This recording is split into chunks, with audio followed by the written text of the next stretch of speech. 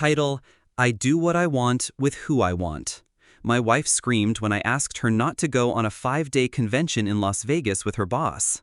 A day later, she posted a picture on Instagram, "You're not going to control me like a little girl."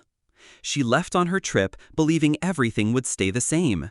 She came back to empty drawers and just a not start. She said it like a weapon. I do what I want with who I want. Her voice cracked through the kitchen like broken glass. I had only asked her not to spend 5 days in Las Vegas with her boss. 5 days, a simple request.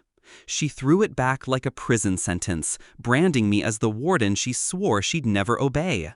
The next morning, her Instagram carried the dagger deeper. You're not going to control me like a little girl. Her smile in that photo wasn't for me. Her glass raised wasn't for us. That was the moment I stopped being her husband and started being her reckoning. We weren't always like this. I met her at 23. She was chaos with a heartbeat, I was order with a pulse. Together, it worked, at first. She laughed too loud, I planned too much, but somehow we balanced. She told me once, lying in my arms, that I was the first man who ever made her feel safe. I believed her. God help me, I believed every word. But safety became suffocation to her. Loyalty became shackles. And my love became something she could spit on when it suited her. I knew about the boss. Not everything at once. Small fractures first. The late-night work calls. The perfume on her blouse that wasn't hers. A hotel receipt crumpled in the trash, dated on a night she swore she was with the girls. Each piece added weight until the truth crushed denial flat. It wasn't the affair that broke me. It was the arrogance. The way she flaunted it like I was too blind or too weak to notice. That was her mistake. Revenge isn't rage. Rage is sloppy, loud, self-destructive. Revenge is a quiet arithmetic. Patience multiplied by planning, subtracted by mercy. While she packed her sequined dresses for Vegas, I packed our future into a sequence of moves. I copied bank statements, froze joint accounts, and shifted savings into an account with only my name on it. I called the landlord and terminated the lease. I sold her car, signed the title over in cash. All legal, all clean. By the time her flight took off, my work was nearly complete. While she drank neon cocktails in casinos, I cleaned out her side of the closet. The hangers swung like bodies when I pulled her clothes down. Drawers emptied into black trash bags. The smell of her perfume lingered, but it was just a ghost now. I left one thing behind, a note folded on the dresser.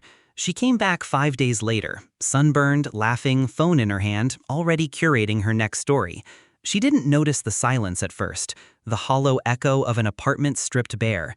Not until she stepped into the bedroom and saw the drawers yanked out, the closet skeletal, her reflection staring at her from a room she no longer belonged to. She saw the note. I imagine her hands shook when she opened it. It wasn't long, just 7 words, scrawled in my neat hand, "You're free now, exactly as you wanted." But I didn't stop there. A betrayal like hers deserved more than a vanishing act.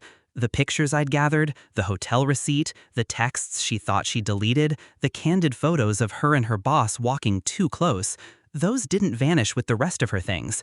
They found their way to the one place she feared most, her workplace.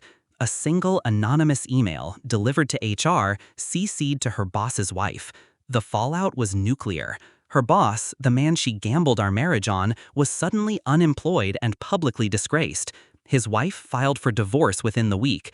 My wife, ex-wife now, was left scrambling, her job shredded by whispers, her reputation stripped down to raw bone. She wanted freedom. I gave it to her. Freedom from me, from comfort, from the illusion she could juggle deceit without consequence. I didn't confront her face to face. That would have given her too much power, too much drama, too much chance to turn herself into the victim. Instead, I let absence do the talking.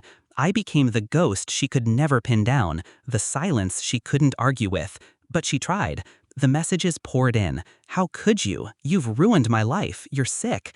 Not once did she write, "I'm sorry." That was the final confirmation I needed. I hadn't destroyed an innocent.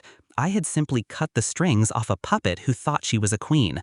Sometimes I replay it in my mind, the look on her face, the instant her world inverted. That moment was the only justice I ever needed. Do I regret it? No. Regret is for the ones who doubt their own strength. She once told me she did what she wanted, with who she wanted. Now, so do I. Only difference is, when I do it, nobody ever sees it coming.